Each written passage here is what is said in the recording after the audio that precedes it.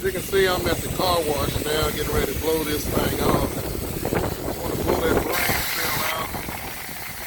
I'm not using much pressure on it, but this is the final touches here on cleaning this skull up. But it's pretty much done now. Don't want to use too much pressure on it, but it's about done. Now you just got to dry out and get the final touches put on it.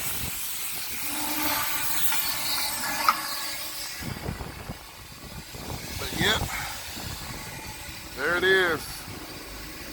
My European mount. I think that's pretty good.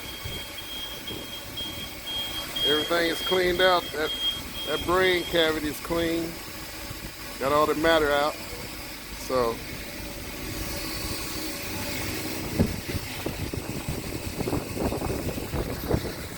there it is. Final touches. Drying it out.